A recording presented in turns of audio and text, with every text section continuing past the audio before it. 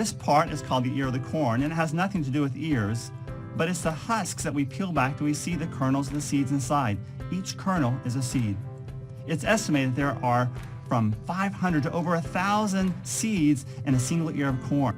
What else do we have on our chart that's a seed? This wheat is kind of a cool plant, and we usually eat it when it doesn't look like this, because we take the seeds from the top after they've dried, and we grind them to make a white powder that we know as flour. The part of the wheat plant that we eat is called the seed. What else is a seed on your chart?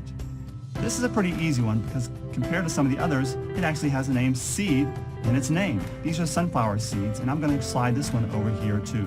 So when the seeds are planted in the ground, the first part of the plant that starts to grow is the roots. They have to start growing so the plant can begin to absorb water. One of my favorite illustrations that we talked about in the book is a cross section at the beginning. I bet you got this one. The carrots are the roots. What else do we have on our chart that's a root? You may not have seen this type of vegetable before, but one of the items on your chart is a beet. It looks like it has a root shape, but it's kind of round at the bottom. Its leaves coming out the top. Then there's a smaller version that is radishes. All of these roots grow thick underground. They're called storage roots. That's where the plants store their energy and water to protect them from the animals that might be trying to eat them, so they hide them underground. Next is our stems. What vegetables did you classify as stems? Stems are usually long and thin, so it may be easier to classify them based on those characteristics. Asparagus is one of those vegetables that we classify as a stem. When we get asparagus, when we see it, when we eat it, it looks like this. But if we allow it to grow to its full mature size, it looks like this. This is a stem, and a lot of the vegetables that we eat before they're fully mature. And what else is our other stem on our chart?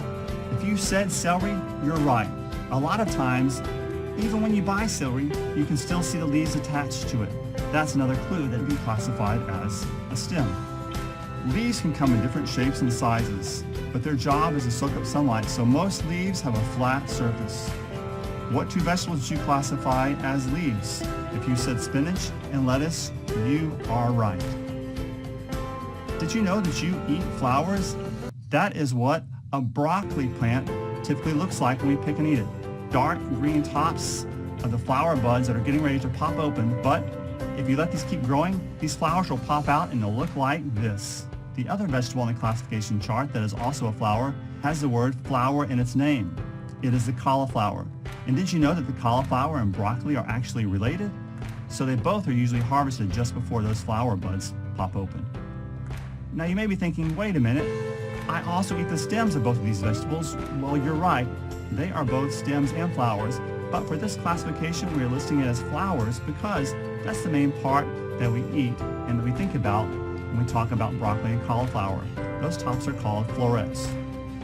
And the last category to classify is the fruit of the plant. But you may be looking at the three items left and saying, wait, I know watermelon is classified as a fruit, but not peppers or tomatoes. We usually think about the fruit of the plant as being the sweet part of the plant that's edible. But plant scientists know that the fruit is the part that grows from the flower. So it's not just things like berries and lemons or bananas, but it can be any part that grows from the flower. So when we think about things like peppers and tomatoes, those grow from flowers as well.